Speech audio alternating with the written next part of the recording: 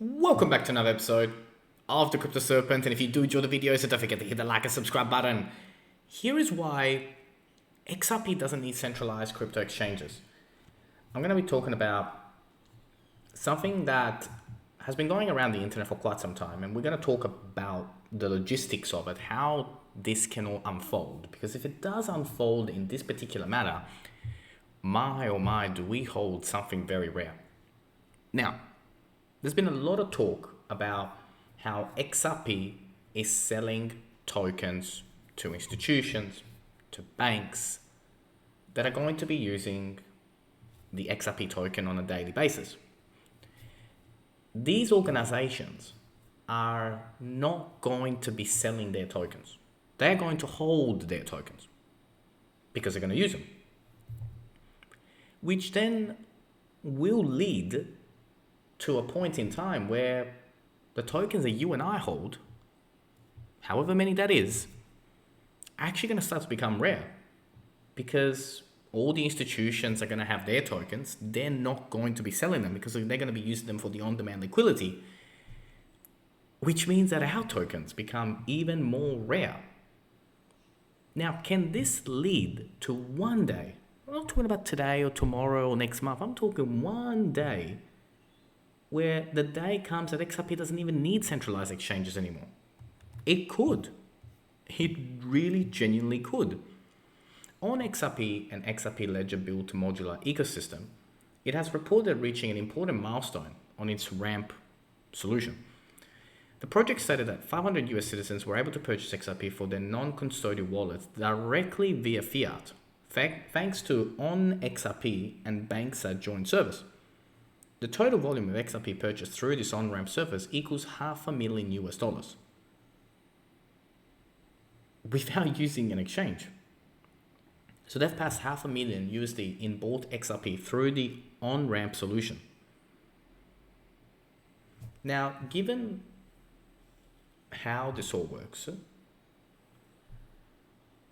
Web3 and the future of this particular cryptocurrency, its on-demand liquidity product, all the services that it plans to offer in the future, will it be possible for a fully decentralized and beautiful Web3 future? At the moment, it does seem so. However, if not, solutions like the ones presented by On XRP seem to be able to minimize users' contact with centralized venues, which, in addition to providing a service that meets all the whims of regulators, needs to take care of their stock price on traditional financial markets as well. So could we see one day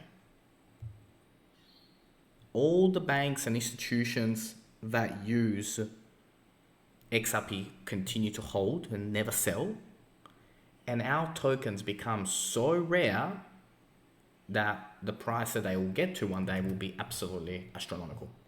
There is a real genuine case for this, like a real genuine case. Now, Ripple sells millions of USD in XRP as it partakes in shifting another 318 million XRP tokens. This has been going on for a while. It will continue to happen. Every time I see one of these news, I smile, serpents. I smile because we're coming. Everything that we've been waiting for is slowly coming together.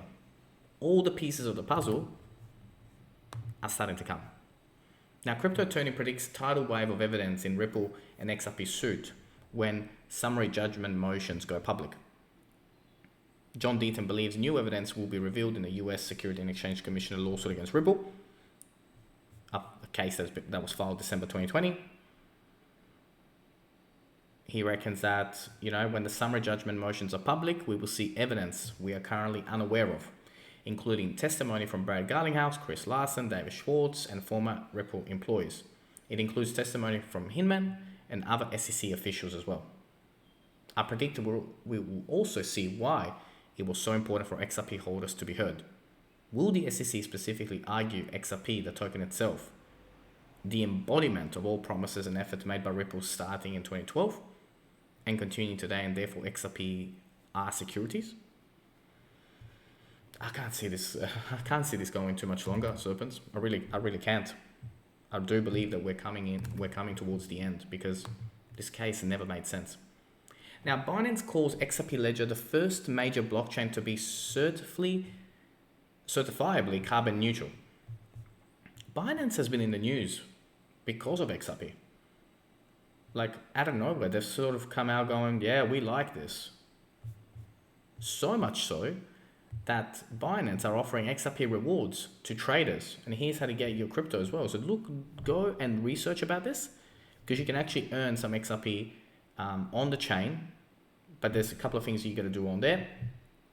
But go out there and research how you can earn some XRP tokens on the Binance Smart Chain. Really, really interesting what they're up to. And I think, yeah, I definitely think it's worthwhile you guys researching into that. If you do like Binance, use Binance, but do your own research on this one because there is quite a bit of a step-by-step process you got to take. Now, this particular article came out from FX Street mentioning that, here is why you should wait for XRP price final descent before buying the dip. Interesting topic. Of course, we've covered off that another dip towards 29 cents, even 25 cents could be on the horizon. It could be possible. And I've spoken about this and I've been speaking about it for a couple of weeks. And, when we were starting to creep up towards 40 cents and we touched 40 cents, everyone's like, oh my God, we're back.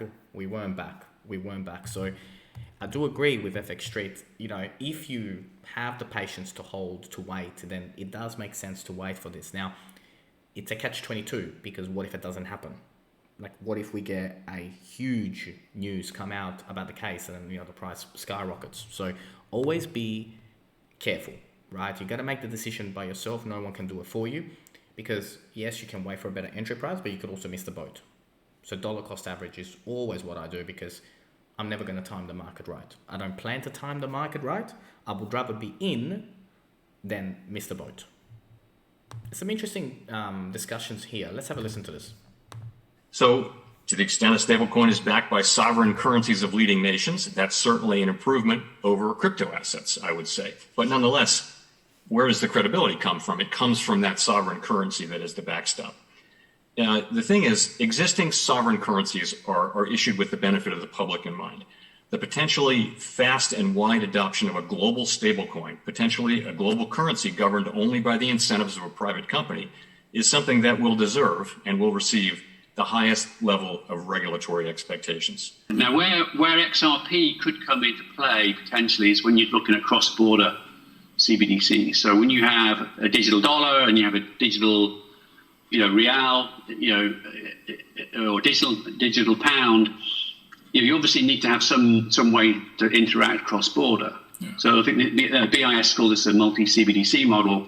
One of the ideas is you use a sort of a neutral bridge currency to go from one to the other, similar to the model I explained earlier with our on-demand liquidity. See, it's really, really interesting, right? Like these discussions, like everything that has been going on lately around this topic. And then the discussion is, Digital Euro is looking to have their own CBDCs. Other organizations are going to have their own CBDCs. Every nation potentially could have their own CBDC, but is there one global currency in the background that is handling everything behind the scenes? And that can certainly be XRP, and that's the topic of discussion that makes when people start to talk about prices in triple digits, like your $100, your $500, your $589, as so many people talk about, right? I mean, 589. You don't hear me talk about 589 because I'm a realist, right? I want to talk about breaking previous all-time highs first, then we move into the 20s, then we move into the 50s, step by step, right? I'm not going to come on here and talk to you guys about 589 because we are nowhere near that. And there's always the potential that we may never see that. So you got to be understanding of that as well. Now, can we drop into the 28 to 29 cents range? Yes, it is looking likely that we could. However, we are in this particular trend line at the moment, so I will be keeping a close eye on that. But is there a possibility to go into the 29 cents range? Yes, I do believe. Scenario number one, we skyrocket from here to 40 cents and then break above 40 and continue to move forward. The next scenario is that we do drop below and then come back up. So two different scenarios playing out at the moment, which I'm keeping a close eye on. Now, in terms of where we're going and what that future can look like, it does look exciting once we do break out of here. It's been a long time in the making, but when it does break, it will break. And once it does, it's going to be legendary. So I am still looking for low 30s as a real possible scenario, mid 25s at the maximum. Again, it's not financial advisor, I'm not a financial advisor, but once we break, it's going to be phenomenal. Do you know what? I'm going to be with you every single step of the way. Now, if you enjoyed today's video, don't forget to hit the like and subscribe button. As always, thank you. Look forward to see you on the next one.